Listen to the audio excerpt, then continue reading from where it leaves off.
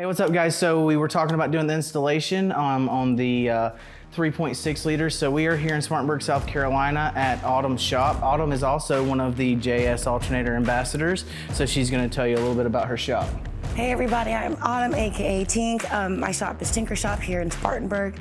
It is a DIY shop, so you're able to come in and rent space, tools, lifts, as well as heavy equipment when needed. It is an hourly rate. It's open to the public as well as mechanics that might be displaced at the moment. We also are a full service garage as well, so if you need repairs done that you're not capable of doing on your own, we can facilitate that here as well. So definitely check out her. We're gonna put a comment below so you guys can find her shop and information and contact her. Scott's gonna talk to you guys a little bit about doing the installation on his Jeep and tell you about himself. Hi everyone, I'm Scott. I'm part of Team JS as well. I'm one of the ambassadors here. I'm a mechanic by trade, so we're gonna be doing all this install stuff here at Autumn's shop. Today we're doing it on mine. Mine is a 2020 Jeep Wrangler Willys. It has a 3.6 liter. We're gonna be installing a 400 amp alternator with their Big 3 wiring kit. So we're gonna go ahead and start the install on the 400 amp JS alternators that I had powder coated Bubba Blue. It's a prismatic powder. That's what they offer on their website. You definitely need to start with removing all the factory stuff. Air box, air cleaner, factory alternator, that all has to come out. Get the engine bay open, and then we're gonna go ahead and we're gonna start putting the install in. We're gonna do the alternator first, then we'll get to putting in the wiring, and we're gonna try to go step by step for everyone.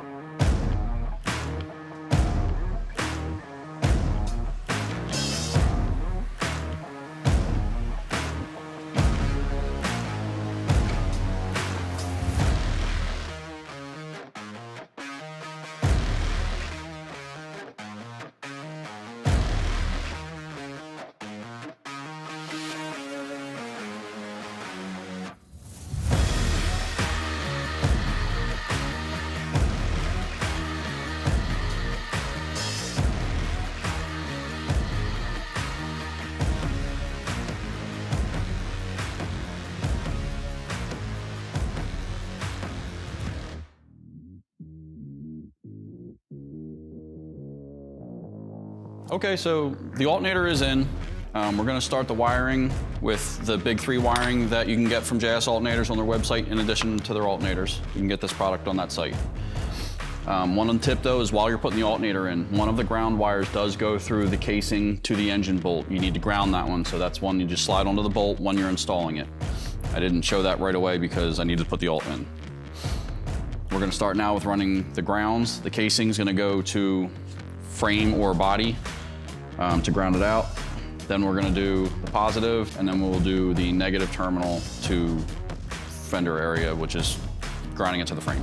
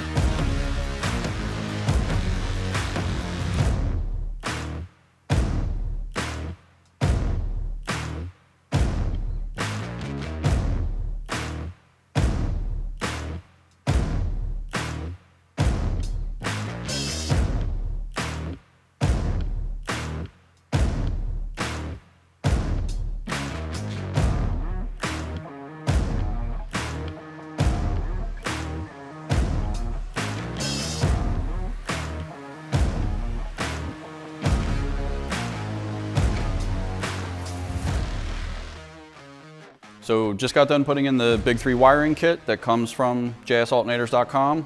It goes positive of the alternator over to the positive of the battery.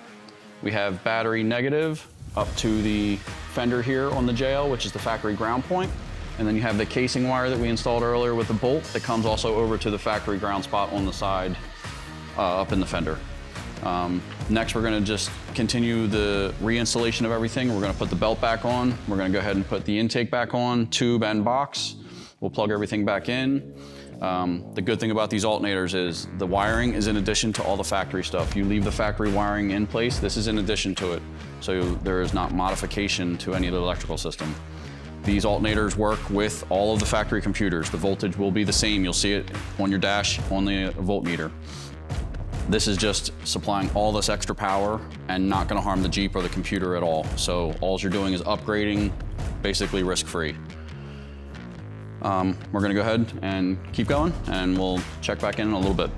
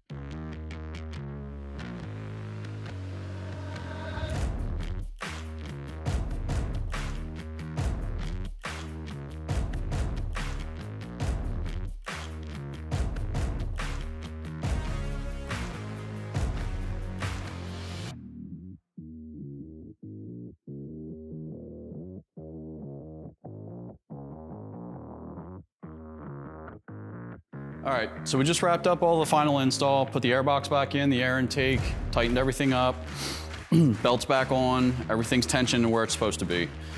Just recapping what we did put in a 400 amp JS Alternators high performance alternator with their big 3 wiring kit on my 2020 Jeep Wrangler 3.6 liter. All of that is found on the site. You guys followed along with the install we just did here. Took maybe 20 minutes or so for me to do it. I am experienced, might take a little bit longer, but it is not hard. All of this is straightforward. It was only a couple hand tools. This can be done in your driveway. I believe there will be more instruction, and you can see the wiring diagram, I believe, for routing of this stuff. There's a picture of it on the site.